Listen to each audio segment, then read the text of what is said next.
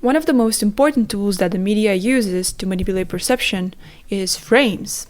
Frames are ideas, perceptions, and worldviews that color reality in a certain way.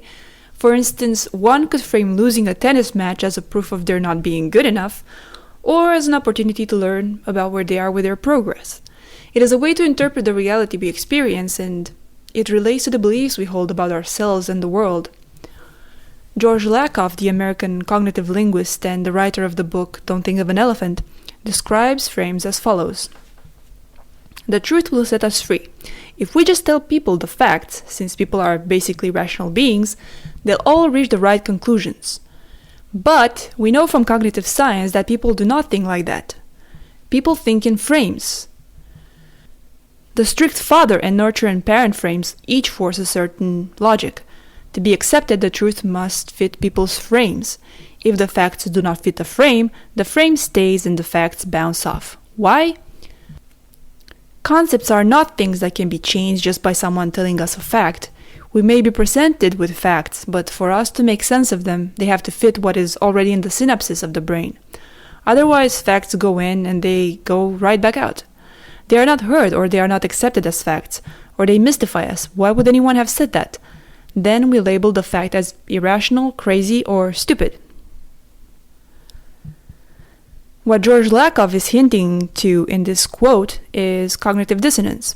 In the first part of the course, we looked into cognitive dissonance, and we saw how we filter reality to accept only those things that agree with what we already believe. Frames are those things we already believe, whether consciously or unconsciously.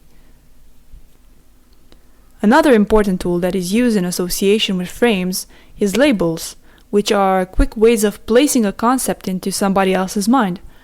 But here's the problem. The object of reference can become corrupted while the reference to it remains the same.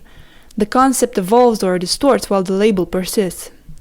How this usually works is that we all classify labels in our minds as good or bad, holding a sort of metadata related to each of them, which makes us open to believe the way they are used, or, at the opposite pole, unwilling to even listen. Once we make label A good and label B bad, our mind is no longer interested in the details, as it has already been trained to think in larger patterns. A good way to think about frames and labels is by using an analogy with the movie Minority Report. Remember that in the film the precogs could see future crimes, and the pre-crime police would arrest the criminal prior to having the chance to actually commit murder. Sometimes the precogs would get the same visions of a crime that had already been prevented, and the police would usually discard those visions as mere reflections. However, this assumption is exploited by the pre-crime director, who hires someone to kill a woman knowing that he will be stopped by the police, and minutes after that, he commits the murder himself in the exact same way that it would have been done by the person he hired. He does this knowing that the crime will appear as a mere reflection and nobody will pay attention to it.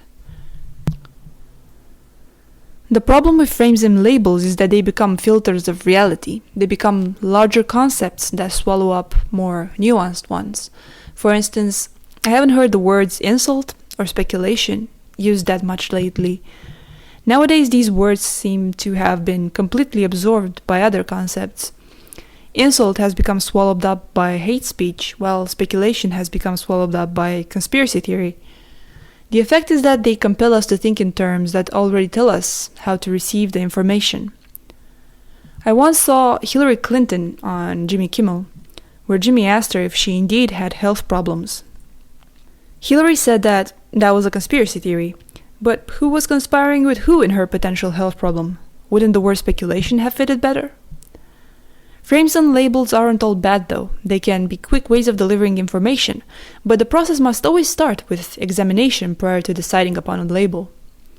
Labels and frames also tie into Bernays' symbols.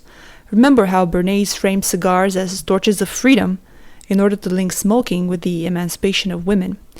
Therefore, frames and labels often have an emotional component to them, which makes them even more powerful.